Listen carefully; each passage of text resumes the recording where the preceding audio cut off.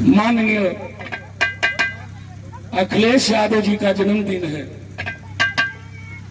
पूरा देश और पूरा उत्तर प्रदेश बड़ी खुशी में आज जन्मदिन मनावता। मोदी जी का नाम मत ले, हमने करणवा के नाम बतिया ले जा,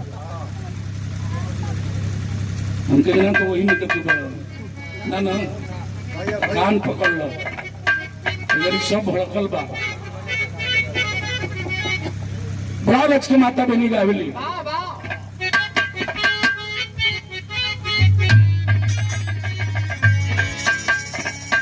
शोहर बड़ा रच रच के होला।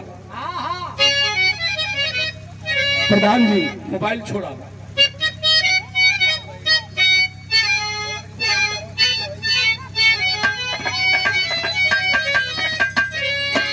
अरे कहवा से आवेला हाय पियरिया पियरिया लागल झालरी हो। अरे मोरे ललना कहवा से आवेला सिधरावा सिधरावा भरल से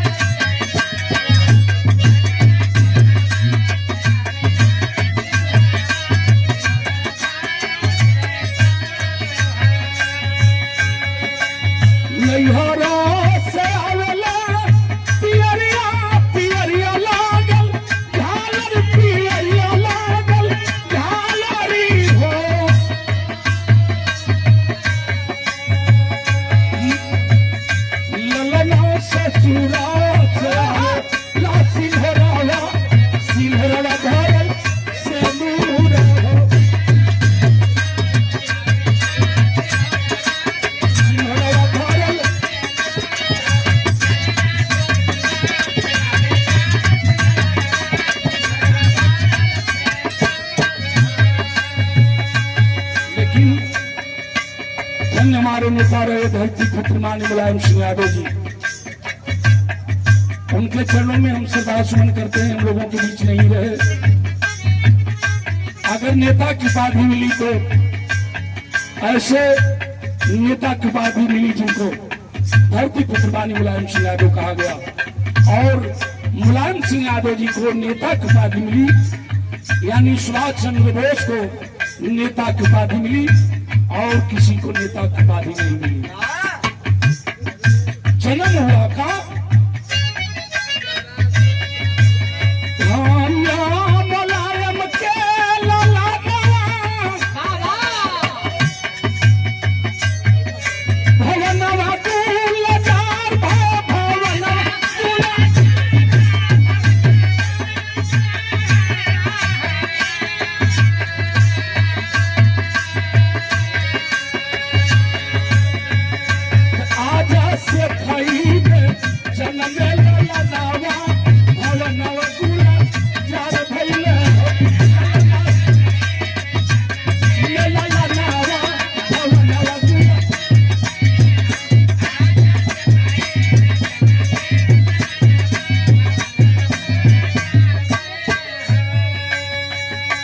काम पर लगी है।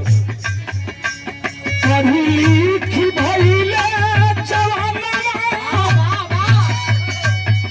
भवनवा दूला चरभा भवनवा दूला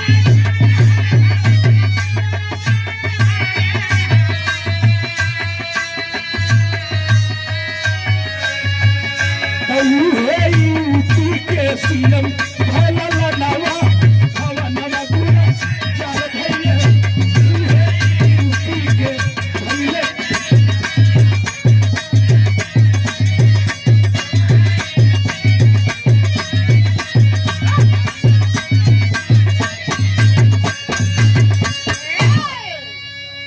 वही आज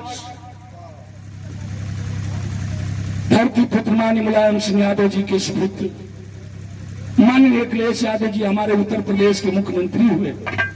आप मुख्यमंत्री हुए तो गरीबों की नेता कहे काम बोलता है, नाम बोलता है, लेकिन अब तक इस सरकार में कमो और नमवा दोनों मिटा दिल चाहत हूँ।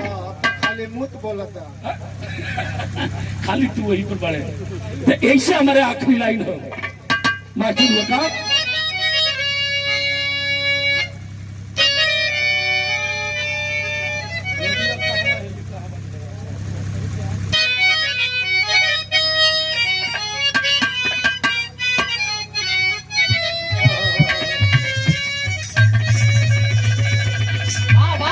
अरे तोहारी दिखी अरे सुबह का नाबा हाई पूरा उत्तर प्रदेश से